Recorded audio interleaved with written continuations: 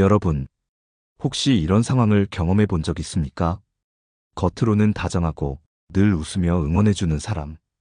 그런데 이상하게도 그 사람과 함께 있을 때마다 왠지 모를 불편함이 밀려오는 느낌. 조용하지만 묘한 거리감.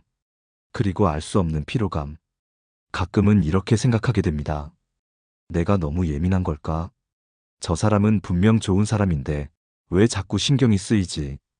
바로 이것이 조용히 티나지 않게 여러분을 시기하는 사람과 마주할 때 느끼는 심리적 신호입니다. 이들은 소리내어 시기하지 않습니다. 비난도 하지 않습니다. 오히려 칭찬하고 격려하고 응원합니다. 하지만 그 속에는 보이지 않는 시기의 그림자가 숨어 있습니다. 여러분, 누군가를 시기한다는 감정은 누구에게나 있을 수 있습니다. 문제는 그것을 어떻게 표현하고 어떻게 다루느냐에 있습니다. 일부 사람들은 그 시기를 숨긴 채 조용히 상대를 무너뜨릴 기회를 엿봅니다. 오늘 여러분과 함께 나눌 이야기는 이 조용히 티나지 않게 시기하는 사람들의 특징입니다. 그들은 어떻게 여러분의 주변에 다가오고 어떻게 관계 속에 스며드는지 그리고 왜 반드시 경계해야 하는지 하나씩 살펴보려 합니다. 먼저 한 사람의 이야기를 들려드리겠습니다. 대기업 마케팅 부서에서 일하는 정민이라는 여성이 있었습니다. 정민은 신입사원 시절부터 뛰어난 성과를 내며 빠르게 승진했습니다. 상사들도 인정했고 주변 동료들도 대체로 좋은 관계를 유지했습니다. 하지만 이상하게도 정민은 동료 중 한 사람과 함께 있을 때면 늘 미묘한 불편함을 느꼈습니다. 그 사람의 이름은 소희였습니다.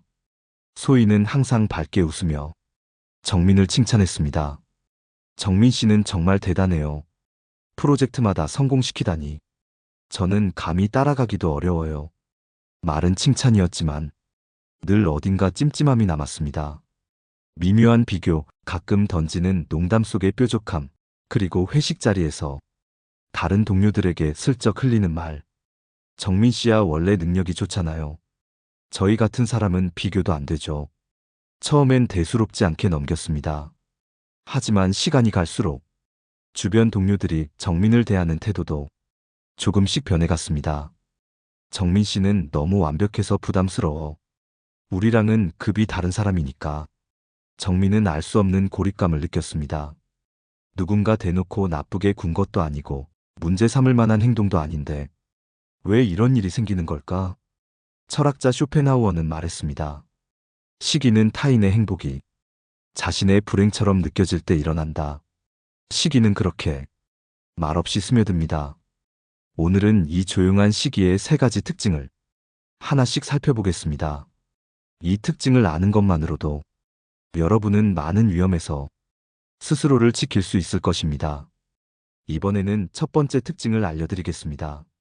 첫 번째 특징은 칭찬 뒤에 숨겨진 비교의 그림자입니다. 조용히 시기하는 사람들은 절대 노골적으로 비난하지 않습니다. 오히려 누구보다 칭찬을 앞세웁니다. 문제는 그 칭찬이 항상 은근한 비교와 함께 따라온다는 점입니다. 정민이 그런 말을 자주 들었습니다. 정민 씨는 정말 완벽해요. 저는 그렇게는 못할 것 같아요. 정민 씨가 하니까 성공하는 거죠. 저희는 감히 흉내도 못 내요. 이런 말들은 표면적으로는 칭찬이지만 실제로는 두 가지 효과를 만들어냅니다. 하나는 주변 사람들이 정민은 특별한 사람이니까 다르다고 느끼게 합니다. 다른 하나는 정민이 점점 동료들과의 자연스러운 거리감을 느끼게 만든다는 것입니다. 이렇게 조용한 비교가 반복되면 정민은 자신도 모르게 동료들 속에서 고립감을 느끼게 됩니다. 나는 왜 이렇게 외로워지지? 이런 감정이 쌓여갔습니다. 여러분도 혹시 이런 경험이 있습니까? 누군가가 늘 칭찬을 해주는데 왠지 기분이 어색하고 무겁게 느껴질 때 그 말 속에는 늘 미묘한 너는 나와 다르다는 선긋기가 숨어 있습니다. 철학자 파스칼은 말했습니다. 사람은 자신보다 나은 이의 행복을 쉬이 질투한다. 조용히 시기하는 사람들은 바로 이 심리를 이용합니다. 겉으로는 응원하는 척하면서 계속 비교의 프레임을 씌웁니다. 이런 사람들의 특징은 상대가 잘 될 때 진심으로 기뻐하지 않는다는 점입니다. 대신 그건 너니까 가능했지. 나는 어차피 못해라며 스스로를 낮추는 척하면서 상대에게 죄책감 섞인 부담을 주기도 합니다. 문제는 이 비교가 반복되면 여러분 스스로도 부담을 느끼게 된다는 점입니다. 내가 너무 잘 나가는 걸까? 혹시 내가 주위 사람들을 불편하게 하나? 이런 생각이 들면서 자기 검열이 시작됩니다. 그리고 그 순간부터 상대의 시기심은 점점 힘을 얻습니다. 이럴 때 필요한 태도는 비교에 휘말리지 않는 의식입니다. 상대가 은근한 비교를 할 때 굳이 겸손하게 낮출 필요도 없고 과하게 변명할 필요도 없습니다. 저도 배우는 중이에요. 과정이 쉽지 않았어요. 짧고 담담하게 넘기는 것이 가장 현명한 대응입니다. 이번에는 두 번째 특징을 알려드리겠습니다. 두 번째 특징은 작은 실패를 은근히 확대하는 태도입니다. 조용히 시기하는 사람들은 상대가 잘 나갈 때는 겉으로 축하합니다. 하지만 작은 실수나 실패가 생기면 그 기회를 절대 그냥 넘기지 않습니다. 정민도 그런 경험이 있었습니다. 프로젝트 발표에서 중요한 자료 하나를 빠뜨렸던 적이 있었습니다. 회의가 끝난 뒤 소희는 다가와 이렇게 말했습니다. 아까 자료 누락된 부분은 팀장님도 조금 당황하신 것 같더라고요. 그래도 정민 씨니까 넘어가 주신 거겠죠. 저였으면 아마 크게 혼났을 거예요. 그 말은 위로처럼 들렸습니다. 하지만 속에는 정민도 실수한다. 정민이라 가능했던 일. 이런 뉘앙스가 섞여 있었습니다.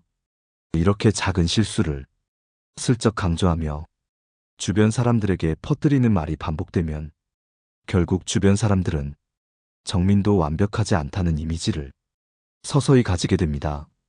그리고 이 흐름은 조용한 고립으로 이어집니다. 조용히 시기하는 사람들의 특징은 실패의 순간을 기억해 두었다가 적절한 타이밍에 살짝 드러낸다는 점입니다. 철학자 니체는 말했습니다. 질투는 타인의 불행을 조용히 기다리는 마음이다. 이들은 바로 그 조용한 기다림 속에서 작은 실패를 증폭시킵니다. 대놓고 비난하지는 않습니다. 오히려 주변 사람들에게 사실 그 사람도 완벽하진 않다는 인식을 부드럽게 퍼뜨립니다. 칭찬 속에 섞인 미묘한 지적, 위로인 듯한 비교, 이런 방식으로 상대를 조용히 깎아내립니다. 여러분도 혹시 이런 말을 반복해서 듣고 있지 않습니까? 그때 네가 조금만 더 확인했으면 좋았을 텐데. 다들 너한테 기대가 크니까 실수도 크게 보이잖아. 네가 하니까 괜히 더 눈에 띄는 거지. 이런 말들은 처음엔 별것 아닌 것처럼 들립니다. 하지만 반복되면 스스로도 불안해집니다. 내가 부족한가? 혹시 내가 오만해 보였나? 이럴 때 필요한 태도는 실수에 대한 지나친 변명이나 과도한 자기 비판을 하지 않는 것입니다. 네. 그 부분은 제가 보완할 겁니다. 짧고 단단한 인정. 그리고 빠르게 다음 행동으로 넘어가는 것. 이것이 가장 효과적인 대응입니다. 이번에는 세 번째 특징을 알려드리겠습니다. 세 번째 특징은 성공을 애매하게 평가절하하는 말버릇입니다. 조용히 시기하는 사람들은 상대의 성공을 절대 있는 그대로 인정하지 않습니다. 표면적으로는 칭찬하면서도 그 성공의 원인을 운, 타이밍, 외부 요인으로 돌립니다. 정민이 한 대형 프로젝트를 성공적으로 이끌었을 때도 마찬가지였습니다. 소희는 회식 자리에서 이렇게 말했습니다. 정민 씨 덕분에 프로젝트가 잘 끝났죠. 물론 운도 좀 따랐고 이번엔 고객 쪽에서 유난히 협조를 잘해주기도 했잖아요. 처음엔 대화가 자연스럽게 들립니다.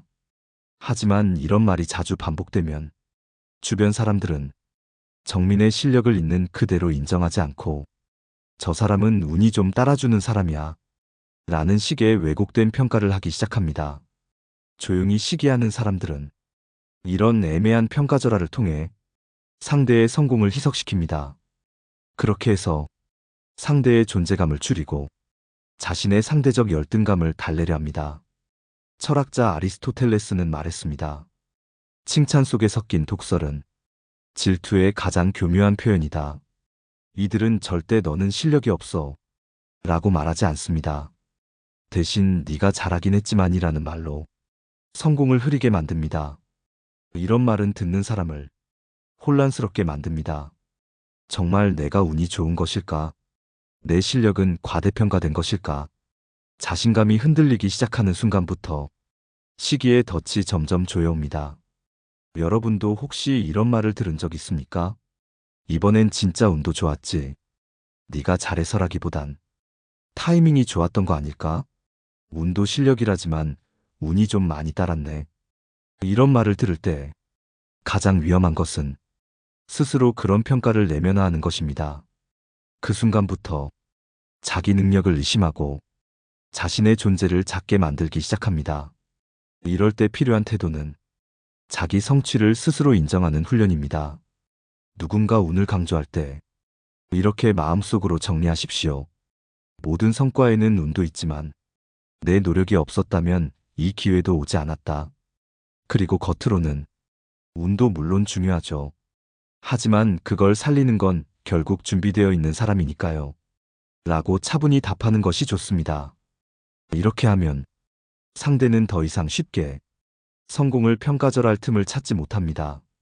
다음으로 이런 조용한 시기를 경계하는 사람은 평소에 어떤 관점을 가져야 하는지 조금 더 깊이 살펴보겠습니다. 이제 이런 조용한 시기를 경계하기 위해 여러분이 가져야 할 가장 중요한 관점을 살펴보겠습니다. 그것은 바로 자신의 내면 중심을 굳건히 세우는 것입니다. 조용히 시기하는 사람들의 가장 큰 무기는 여러분의 내면을 흔드는 말입니다. 끊임없이 비교하고 실수를 확대하고 성공을 평가절하하며 여러분이 스스로 의심하게 만듭니다. 하지만 여러분이 내면의 중심을 잡으면 이 모든 말들은 결국 소음이 됩니다. 나는 내 노력을 알고 있다. 내 성취를 제일 잘 아는 사람은 바로 나다. 이런 확신을 가지는 순간 상대의 교묘한 말은 더 이상 여러분을 흔들 수 없습니다. 철학자 에픽테토스는 말했습니다. 타인의 평가에 휘둘리는 자는 자유를 잃는다. 조용히 시기하는 사람들의 특징은 노골적인 공격을 하지 않는다는 점입니다. 그렇기에 법적으로 문제 삼을 수도 없고 주변 사람들도 쉽게 눈치채지 못합니다.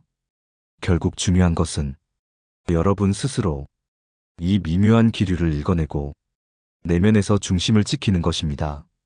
두 번째로 필요한 관점은 관계를 선별하는 용기입니다. 이런 시기의 기류가 반복될수록 그 사람과의 관계를 계속 유지할 것인지 고민해야 합니다.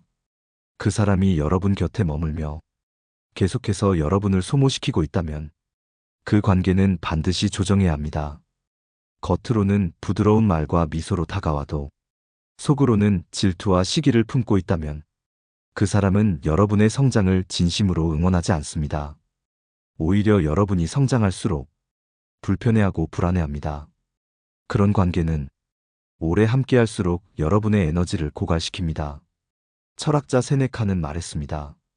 함께 있음으로써 더 강해지는 사람이 있는가 하면 함께 있음으로써 지치는 사람도 있다. 여러분의 주변을 살펴보십시오.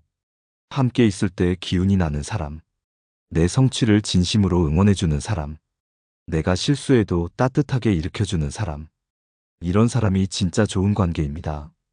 세 번째로 중요한 것은 겸손과 당당함의 균형을 유지하는 것입니다.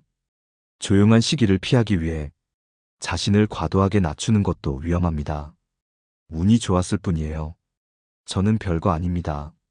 이런 말은 오히려 상대의 시기심을 자극하거나 주변 사람들에게 여러분의 능력을 축소시키는 계기가 됩니다.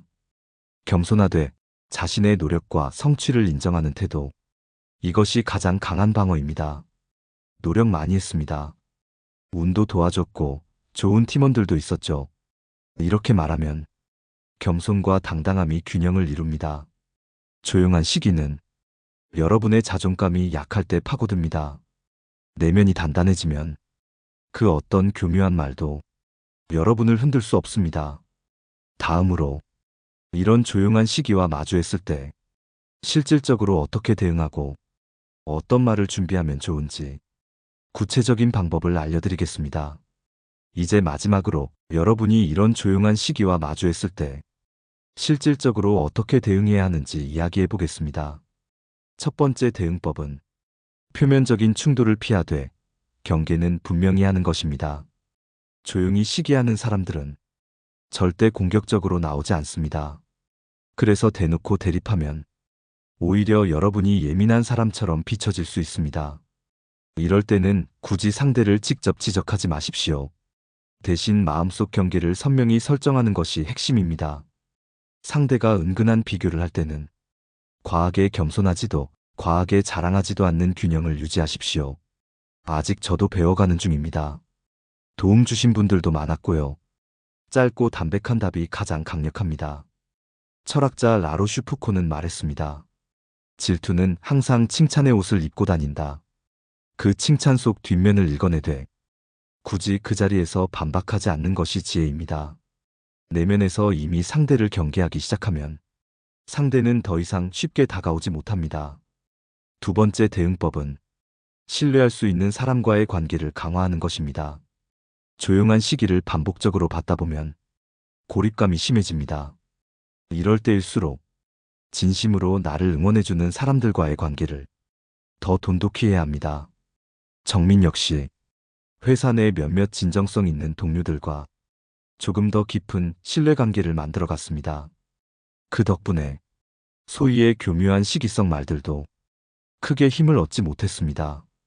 여러분 주변에도 진심으로 박수 쳐주는 사람이 반드시 있습니다. 그들과의 관계를 중심으로 내 심리적 기반을 튼튼히 다져두는 것이 중요합니다. 세 번째 대응법은 자신의 성장을 묵묵히 이어가는 것입니다. 시기의 가장 큰 목표는 상대가 흔들리는 것을 보는 것입니다. 여러분이 동요하지 않고 꾸준히 성장하는 모습을 유지할수록 상대의 시기심은 결국 스스로 지쳐 떨어져 나갑니다. 철학자 마르쿠스 아우렐리우스는 말했습니다. 너는 그저 너의 길을 가라. 남들이 어떻게 말하든 그것은 그들의 일이다. 조용히 시기하는 사람들은 말로 흔들 수 없다면 흥미를 잃습니다. 흔들리지 않는 성장, 자신의 중심을 굳건히 유지하는 것. 이것이 가장 강한 방어이자 복수입니다. 여러분, 오늘 우리가 함께 나눈 이야기. 첫 번째, 칭찬 뒤에 숨겨진 비교. 두 번째, 작은 실패를 은근히 확대하는 태도. 세 번째, 성공을 평가절하하는 말버릇. 이 세 가지 특징을 가진 사람을 여러분 곁에서 발견한다면 반드시 경계하고 거리를 두어야 합니다. 시기는 소리 없이 다가옵니다. 그렇기에 더 위험합니다. 하지만 여러분이 이 심리를 꿰뚫어 본다면 더 이상 휘둘리지 않습니다. 혹시 지금 떠오르는 사람이 있습니까? 여러분도 비슷한 경험이 있으시다면 댓글로 이야기를 나눠주세요. 서로의 이야기가 누군가에게 큰 도움이 될 수 있습니다. 좋아요와 구독도 부탁드립니다. 다음 시간에도 여러분의 인간관계를 지키는 지혜로 다시 찾아오겠습니다. 내 삶을 바꾸는 지혜였습니다.